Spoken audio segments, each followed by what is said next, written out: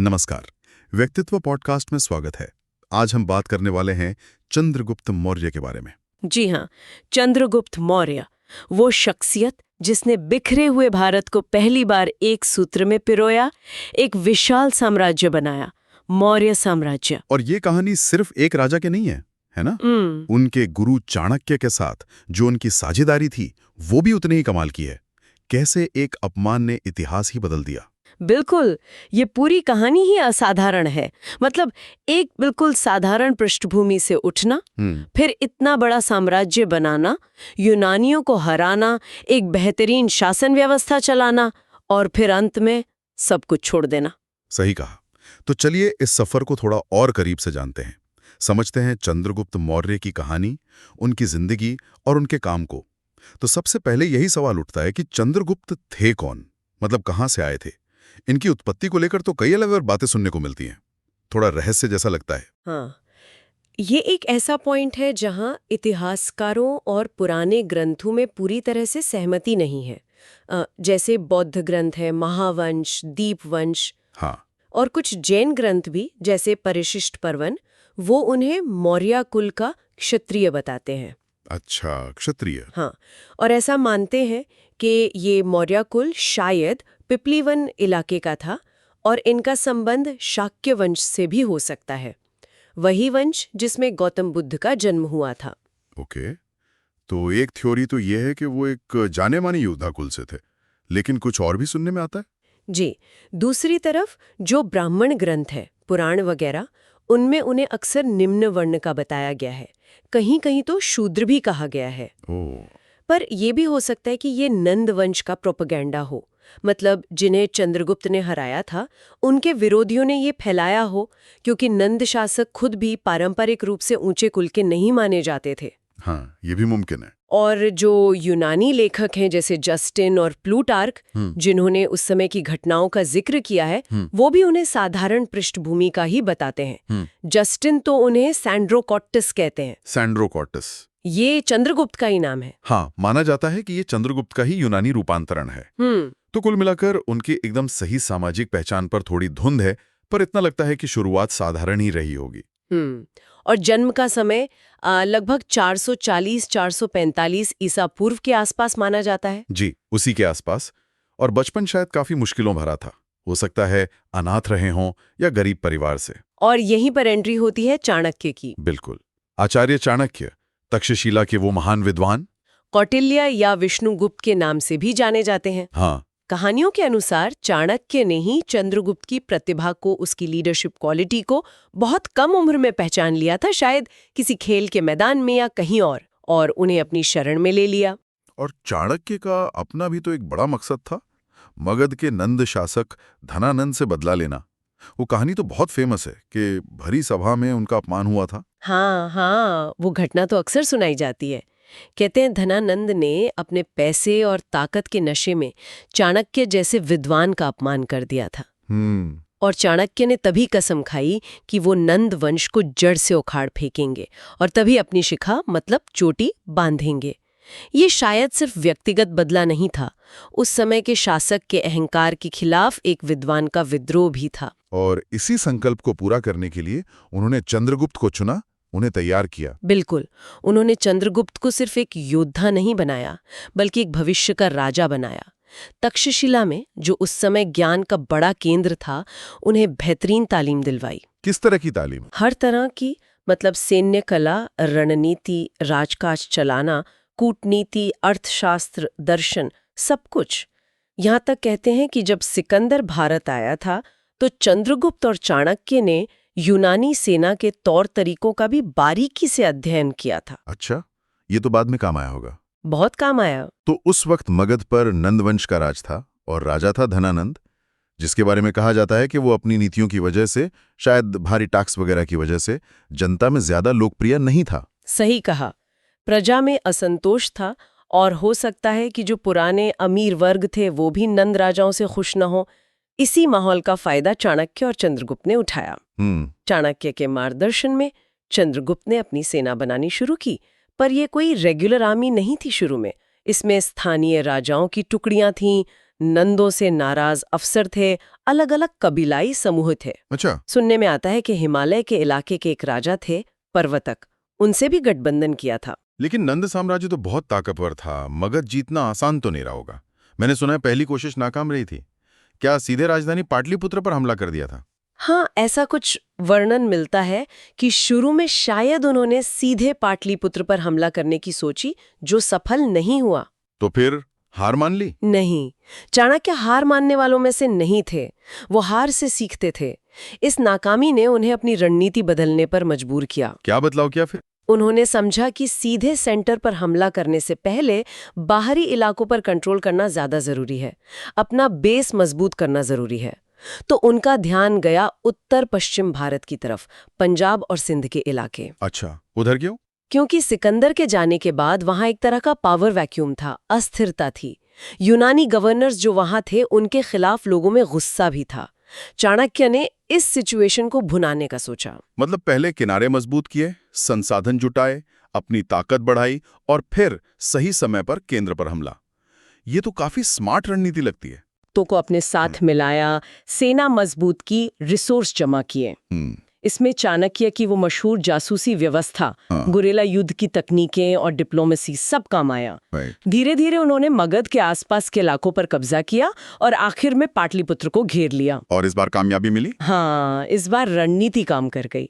लगभग 321 ईसा पूर्व में एक बड़े युद्ध में चंद्रगुप्त ने धनानंद को हरा दिया। धनानंद का क्या हुआ? मारा गया? इसको लेकर अलग अलग बातें, कोई कहता है युद्ध में मारा गया, कोई कहता है देश निकाला दे दिया, पर मेन बात यह है कि नंद वंश खत्म हुआ और भारत के इतिहास में एक नए बहुत शक्तिशाली वंश की शुरुआत हुई, मौर्य वंश। पाटलिपुत्र अब मौर्य साम्राज्य की राजधानी बनी और चाणक्य वो बने प्रधानमंत्री, मुख्य सलाहकार, अमात्य। और चंद्रगुप्त का शासन कितने साल चला? करीब 24 साल। अंदाजन 321 से 297 ईसा पूर्व तक। मगध जीतना तो बस एक शुरुआत थी, साम्राज्य तो अब बनना था। और पश्चिम में एक बहुत बड़ी चुनौती इंतजार कर रही थी, सेल्यूकस निकेटर, सिकंदर का सेनापति। हाँ, सेल्यूकस प्रथम निकेटर, वो खुद को सिकंदर का वारिस समझता था और भारत के उन उत्तर पश्चिमी इलाकों पर दावा करता था जो कभी सिकंदर ने जीते थे। तो टकराव तो होना ही था। बिल्कुल। लगभग 305 ईसा पूर्व के आसपास चंद्रगुप्त और सेल्यूकस के बीच एक बड़ा युद्ध हुआ। ये युद्ध तो बहुत निर्णायक रहा होगा भारत के लिए। क्या नतीजा निकला? नतीजा चंद्रगुप्त मौर्य के पक्ष में रहा। ऐसा लगता है कि चंद्रगुप्त की सेना, खासकर उनके हाथी और उनकी युद्ध नीति सेल्यूकस पर भारी पड़ी। युद्ध के बाद लगभग 303 ईसा पूर्व के आसपास दोनों के बीच एक बहुत महत्वपूर्ण संधि हुई। संधि? क्या शर्तें थी इस संधि की? सुना है मौर्य साम्राज्य को बहुत फायदा हुआ इससे। हाँ, ये चंद्रगुप्त की एक बड़ी जीत मानी जाती है, मिलिट्री जीत भी और डिप्लोमैटिक जीत भी। इस संधि के तहत सेल्यूकस ने कई बड़े और स्ट्रैटेजिकली इंपॉर्टेंट इलाके चंद्रगुप्त को दे दिए। कौन कौन से इलाके? इनमें शामिल थे कंधार, जिसे तब अरकुसिया कहते थे, काबुल और उसके आसपास का इलाका, मतलब परोपनिषदई, हेरात का इलाका और बलूचिस्तान यानी गेड्रोसिया और सिंध का भी कुछ हिस्सा। अरे वाह, मतलब पश्चिमी सीमाएं हिंदू कुश पहाड़ों तक पहुंच गई? जी हाँ, और इससे ये सीमाएं बहुत ज्यादा सुरक्षित हो गईं। बदले में चंद्रगुप्त ने भी कुछ दिया? हाँ, संधि के मुताबिक चंद्रगुप्त ने सेल्यूकस को तोहफे में 500 युद्ध हाथी दिए। 500 हाथी? हाँ, और ये हाथी बाद में सेल्यूकस के बहुत काम आए, जब उसने पश्चिम में दूसरे राजाओं से लड़ाइयां लड़ी। अच्छा, और इस संधि में एक शादी की बात भी आती है? हाँ, एक वैवाहिक गठबंधन भी हुआ। माना जाता है, हालांकि एकदम पक्का नहीं है, कि संधि को और पक्का करने के लिए सेल्यूकस ने अपनी बेटी, जिसका नाम अक्सर हेलेना बताया जाता है, या किसी और यूनानी महिला की शादी चंद्रगुप्त से या उनके किसी करीबी रिश्तेदार से कर दी। डिप्लोमेसी। हाँ, मौर्य और सेल्यूसिड साम्राज्यों के बीच अच्छे रिश्ते बनाने का एक तरीका था ये। और इसी संधि के बाद सेल्यूकस ने मेगास्थनीज को अपने राजदूत के तौर पर पाटलिपुत्र भेजा था। अच्छा, वही मेगास्थनीज जिनकी किताब इंडिका उस समय के भारत के बारे में जानकारी का बड़ा स्रोत है, भले ही वो पूरी की पूरी अब मिलती नहीं है। जी वही। तो पश्चिम का मामला तो सुलझ गया। इसके बाद क्या चंद्रगुप्त ने दक्षिण की तरफ ध्यान दिया? हाँ, पश्चिम में अपनी पोजीशन मजबूत करने के बाद चंद्रगुप्त ने दक्षिण भारत की तरफ भी साम्राज्य बढ़ाया। हालांकि इस दक्षिण विजय के बारे में हमें यूनानी सोर्सेज या अर्थशास्त्र में उतनी डिटेल्स नहीं मिलती जितनी उत्तर पश्चिम की मिलती हैं। तो फिर कैसे पता चलता है? जैन ग्रंथों से और कुछ पुराने तमिल लिटरेचर से, जैसे संगम साहित्य के कुछ हिस्सों से ऐसे इशारे मिलते हैं कि मौर्य सेना ने दक्षिण में भी अभियान किए थे। कहाँ तक फैला था दक्षिण में साम्राज्य? अंदाजा है कि आज के कर्नाटक और आंध्र प्रदेश के कुछ हिस्सों तक फैला था।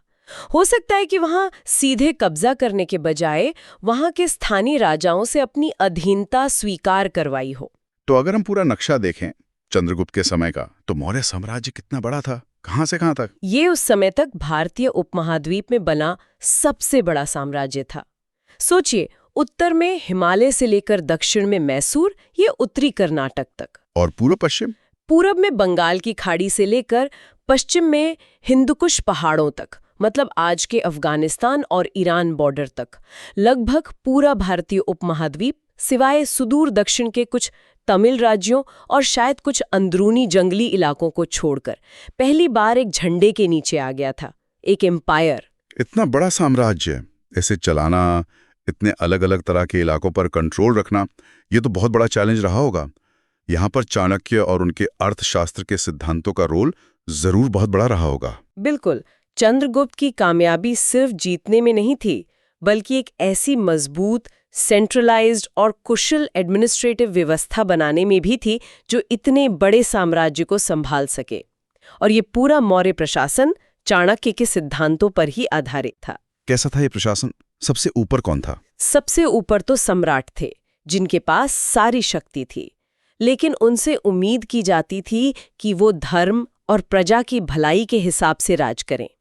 उनकी मदद के लिए एक मंत्री परिषद होती थी, जिसमें काबिल मंत्री होते थे, अमात्य। ये अलग अलग डिपार्टमेंट संभालते थे, और चाणक्य खुद शायद प्रधानमंत्री या मुख्य सलाहकार महामात्य थे।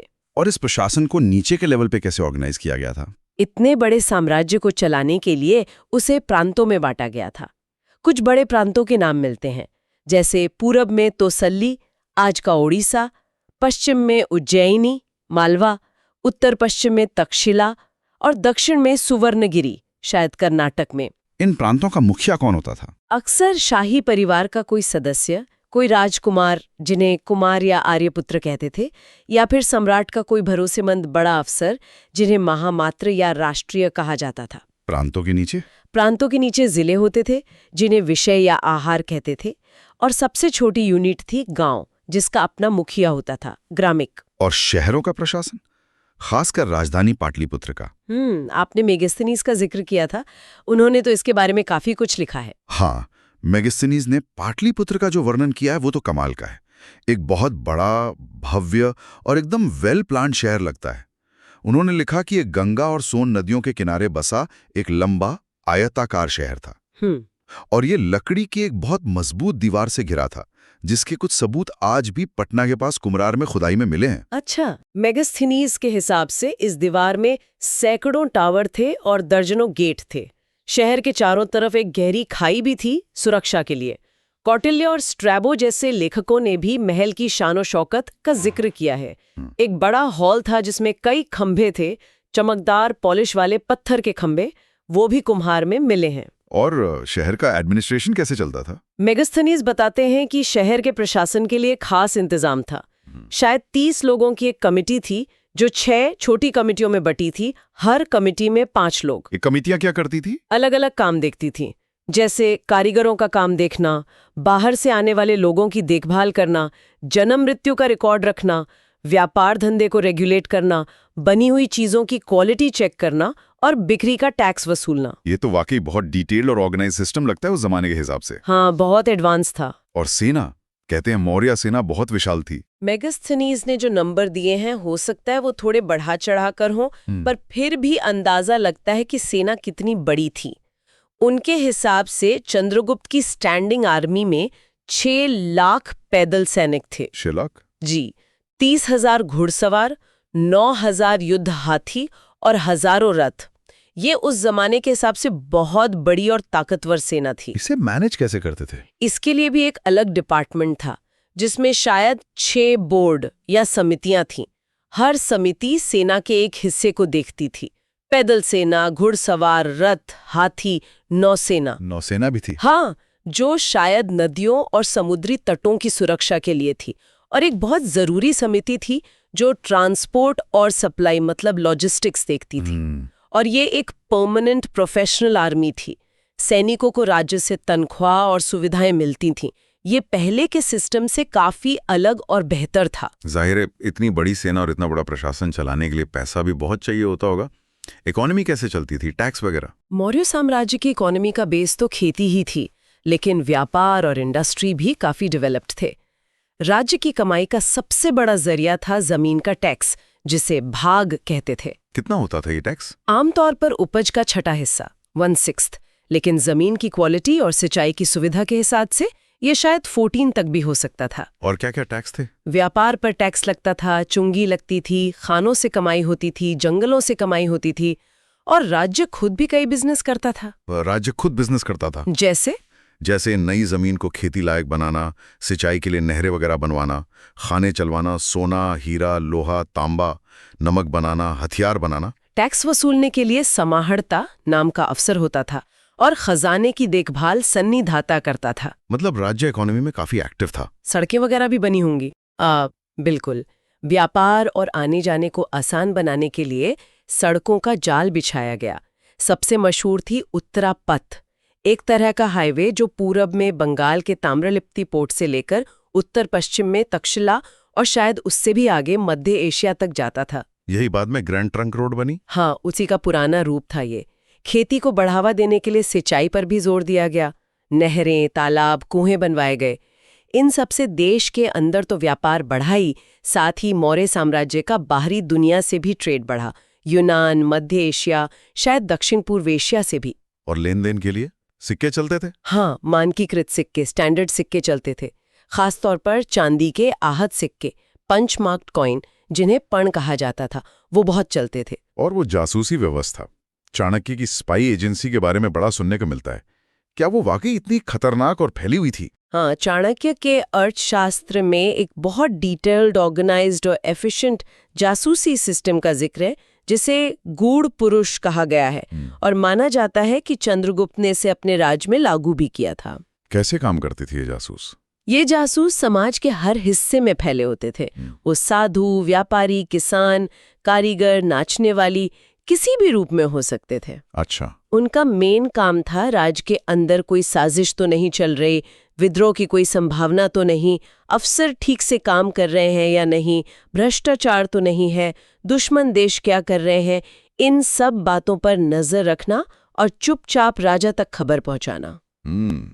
इसे राज्य की सुरक्षा और कंट्रोल बनाए रखने के लिए बहुत जरूरी माना जाता था। हाँ, ये सुनने में थोड़ा कठोर लगता है, पर शायद इतने बड़े और अलग अलग तरह के लोगों वाले साम्राज्य को जोड़े रखने के लिए इसे जरूरी समझा गया होगा। तो चाणक्य का जो बेसिक फिलॉसफी थी शासन की, आपने बताया था प्रजा के सुख में ही राजा का सुख है। हाँ। क्या वो इस कठोर सिस्टम से मैच करती है? ये एक दिलचस्प सवाल है। चाणक्य का आदर्श वाक्य था, प्रजा सुखे सुखम राज्यः प्रजानाम च हिते हितम। मतलब प्रजा सुखी तो राजा सुखी, प्रजा का भला तो राजा का भला। राजा का अपना सुख जरूरी नहीं, प्रजा का सुख जरूरी है। वो एक वेलफेयर स्टेट बनाना चाहते थे। लेकिन इस लक्ष्य को पाने के लिए और राज्य को स्थिर रखने के लिए उन्होंने जो तरीके बताए वो बहुत प्रैक्टिकल थे, रियल पॉलिटिक वाले, और कभी-कभी कठोर भी थे, जैसे सजा का कड़ा सिस्टम और ये जासूसी नेटवर्क।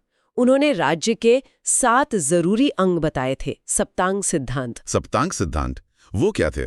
स्वामी यानी राजा, अमात्य यानी मंत्री, जनपद यानी प्रजा और जमीन, दुर्ग यानी किला या राजधानी, कोष यानी खजाना, दंड यानी सेना और न्याय व्यवस्था, और मित्र यानी सहयोगी राज्य।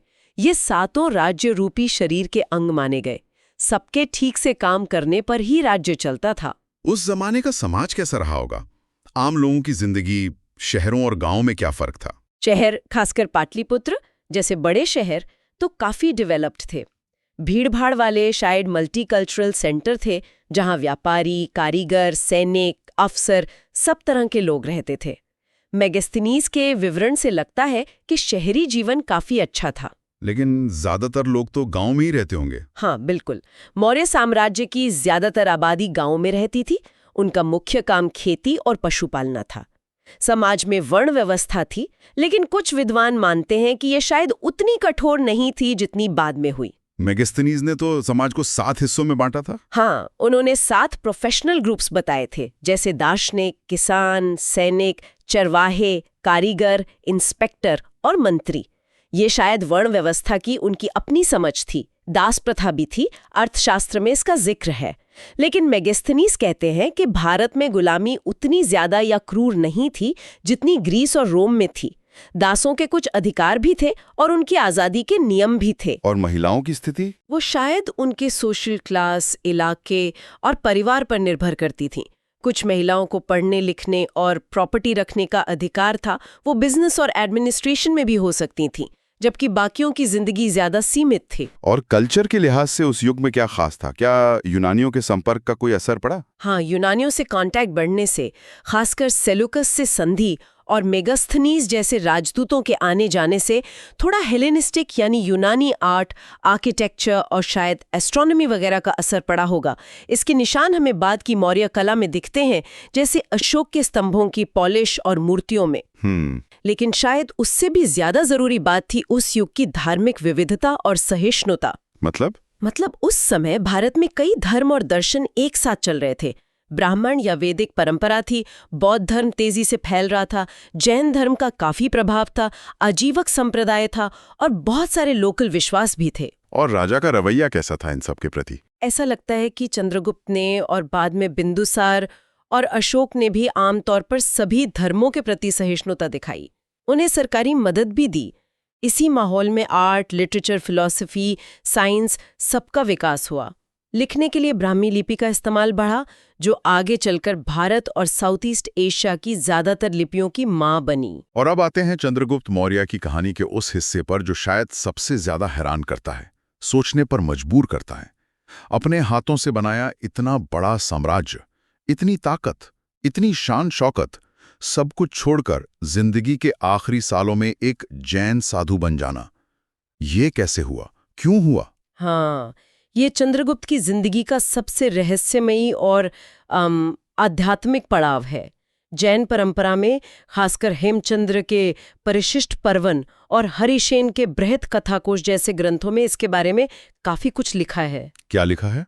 इनके अनुसार अपने राज के आखिरी दौर में चंद्रगुप्त का झुकाव जैन धर्म की तरफ बहुत बढ़ गया था और इसमें उस समय के बहुत माने हुए जैन गुरु आचार्य भद्रबाहु का बड़ा हाथ माना जाता है। भद्रबाहु? हाँ, वो अंतिम श्रुत केवली माने जाते हैं, मतलब जिन्हें जैन शास्त्रों का पूरा ज्ञान था। लेकिन इतना बड़ा बदलाव, एक सम्राट का साधु बन जाना, इसकी कोई खास वजह? क्या राजकाज में कोई दिक्कत थी या ये उनका अपना फैसला था? जैन कहानियों के मुताबिक इसके पीछे एक बड़ी घटना थी। कहते हैं कि उसी दौरान मगध और आसपास के इलाकों में एक बहुत भयानक और लंबा अकाल पड़ा था। करीब 12 साल चला वो अकाल। 12 साल का अकाल? हाँ, लगभग 298 ईसा पूर्व के आसपास की बात है ये। इस अकाल की भयानकता, लोगों के दुख और तकलीफ ने सम्राट चंद्रगुप्त को अंदर तक हिला दिया। उन्हें शायद राजपाट की नश्वरता का एहसास हुआ, सत्ता की सीमाओं का पता चला। उसी समय आचार्य भद्रबाहु ने ये फैसला किया कि उत्तर भारत में अकाल की वजह से जैन साधुओं के लिए अपने कठोर नियम, जिसे अहिंसा, का पालन करना मुश्किल हो जाएगा। इसलिए उन्होंने अपने बहुत सारे साधुओं के साथ दक्षिण भारत जाने का फैसला किया। और चंद्रगुप्त भी उनके साथ चले गए, अपना सिंहासन, अपना साम्राज्य सब छोड़कर? हाँ, यही तो सबसे असाधारण बात है। लगभग 297 ईसा पूर्व में चंद्रगुप्त ने अपनी मर्जी से अपना राजपाट अपने बेटे बिंदुसार को सौंप दिया। बिंदुसार को? जी। राजसी कपड़े उतारकर एक साधारण दिगंबर जैन मुनि बन गए और आचार्य भद्रबाहु के साथ हजारों जैन साधुओं के जत्थे में दक्षिण भारत की तरफ पैदल चल पड़े। पैदल? हाँ, पैदल। मीलों चल के वो कर्नाटक में श्रवण बेलगोला पहुंचे, जो आज भी जैन धर्म का बहुत बड़ा तीर्थ है। वहां चंद्रगिरी नाम की पहाड़ी पर रुक गए। कहते हैं उस पहाड़ी का नाम उन्हीं के नाम पर पड़ा और वहां कठोर तपस्या करने लगे। और उनका अंत वो भी एक खास तरीके से हुआ बताया जाता है। जैन परंपरा के अनुसार चंद्रगुप्त मौर्य ने अपनी जिंदगी का अंत सल्लेखना विधि से किया। इसे संथारा भी कहते हैं। सल्लेखना ये क्या है? ये जैन धर्म में आत्म अनुशासन की सबसे ऊंची अवस्था मानी जाती है। इसमें इंसान पूरी चेतना और शांति के साथ धीरे धीरे खाना पीना छोड़ते हुए अपनी इच्छा से शरीर का त्याग करता है। मतलब आत्महत्या? नहीं, इसे आत्महत्या नहीं मानते। इसे जीवन के अंत में सारे मोह और कर्मों को खत्म करके आत्मा को शुद्ध करने और शांति से मृत्यु पाने का एक आध्यात्मिक तरीका माना जाता है। ये वही कर सकता है जिसने सालों तक कठोर तपस्या की हो और जिसे अपने गुरु की इजाजत हो। अच्छा। श्रवणबेलगोला में चंद्रगिरी पहाड़ी पर आज भी एक गुफा है और चंद्रगुप्त बसदी नाम का एक छोटा मंदिर है जो इसी घटना की याद दिलाते हैं। एक सम्राट जिसने लगभग पूरे भारत को जीता, उसका ऐसा अंत, दुनिया की सारी ताकत और दौलत को छोड़कर अध्यात्म और शांति की तलाश में निकल पड़ना, ये वाकई बहुत अलग है, सोचने पे मजबूर करता है। चंद्रगुप्त मौर्य की विरासत, उनकी लेगेसी वाकई बहुत गहरी और स्थायी है। उनकी सबसे बड़ी देन तो यही है कि उन्होंने पहली बार भारत को इतने बड़े पैमाने पर राजनीतिक और प्रशासनिक तौर पर एक किया। उन्होंने एक ऐसा मजबूत केंद्रीय शासन, एक कुशल ब्यूरोक्रेसी और ताकतवर सेना की नींव रखी, जिसने न सिर्फ मौर्य साम्राज्य को लगभग 100 साल तक टकाए रखा, बल्कि आने वाले कई सौ सालों तक भारत के राजाओं के लिए एक मॉडल का काम किया, जैसे बाद में गुप्त राजाओं ने भी उनसे प्रेरणा ली। उनकी मिलिट्री अचीवमेंट्स भी कम नहीं है। पहले इतने ताकतवर नंदवंश को हटाना और फिर सिकंदर के वारिस सेल्यूकस निकेटर जैसे यूनानी राजा को युद्ध में हराकर उससे इतना बड़ा इलाका लेना, ये उनकी मिलिट्री स्केल और दूरदर्शिता दिखाता है। बिल्कुल। इसके अलावा उन्होंने आर्थिक तरक्की का रास्ता खोला, खेती को बढ़ावा दिया, व्यापार के लिए सुरक्षित रास्ते और नियम बनाए, स्टैंडर्ड सिक्के चलाए, इंफ्रास्ट्रक्चर डेवलप किया। उनके राज में अलग अलग कल्चर के बीच मेलजोल बढ़ा और जैसा हमने बात की, धार्मिक सहिष्णुता का माहौल बना जो भारतीय सभ्यता की एक खास पहचान बनी। और उनकी खुद की जिंदगी की कहानी भी तो प्रेरणा देती है। एक शायद साधारण बैकग्राउंड से उठकर अपनी हिम्मत और चाणक्य जैसे गुरु की मदद से इतने बड़े साम्राज्य का मालिक बनना, और फिर जब सब कुछ टॉप पर था उसे छोड़ देना और एक तपस्वी बनकर मोक्ष की राह चुनना, ये पूरी यात्रा ही अपने आप में अद्भुत है। सही कहा। अगर हम उनकी तुलना दुनिया के दूसरे महान एम्पायर बिल्डर से करें, जैसे मैसेडोनिया का सिकंदर, रोम का ऑगस्टस सीजर या चीन को एक करने वाला किन शी हुआंग, तो चंद्रगुप्त कई मायनों में अलग दिखते हैं। कैसे? जैसे सिकंदर का साम्राज्य उसकी मौत के बाद ही बिखर गया, या किन शी हुआंग अमर होने की बेकार कोशिश में लगा रहा। वहीं चंद्रगुप्त ने न सिर्फ एक टिकाऊ एडमिनिस्ट्रेटिव सिस्टम बनाया, बल्कि आखिर में सत्ता को अपनी मर्जी से त्याग कर आध्यात्मिक शांति को चुना। ये बात उन्हें इतिहास के बाकी विजेताओं से अलग करती है। तो इन सब बातों का निचोड़ क्या है? चंद्रगुप्त मौर्य की कहानी सिर्फ इतिहास का एक चैप्टर या एक राजा की बायोग्राफी नहीं है। ये शक्ति, रणनीति, महत्वाकांक्षा, शासन कला, कूटनीति और आखिर में वैराग्य और आध्यात्मिकता का एक बहुत जटिल और गहरा संगम है। हाँ, ये कहानी हमें दिखाती है कि कैसे एक इंसान का इरादा, एक काबिल गुरु का साथ और सही मौके का इस्तेमाल इतिहास का रुख बदल सकता है। ये सोचने पर भी मजबूर करती है कि अगर इतिहास में कुछ और हुआ होता, जैसे अगर चाणक्य और चंद्रगुप्त न मिलते, या अगर धनानंद ने चाणक्य का अपमान न किया होता, या अगर चंद्रगुप्त ने आखिर में राजपाट न त्यागा होता, तो क्या आज का भारत कुछ और होता? ये सोचने वाली बात है, और एक सवाल जो चंद्रगुप्त के आखिरी फैसले से उठता है और शायद हमेशा रिलेवेंट रहेगा। क्या सत्ता और दुनियावी कामयाबी के शिखर पर पहुंचने के बाद उसे अपनी मर्जी से छोड़ देना ही असली जीत है? नहीं से भी बड़ी बात उसे छोड़ देने की हिम्मत में है। ये एक ऐसा सवाल है जिस पे सोचा जा सकता है। Okay, so we hope you liked our today's discussion. For more such discussions, subscribe to our channel.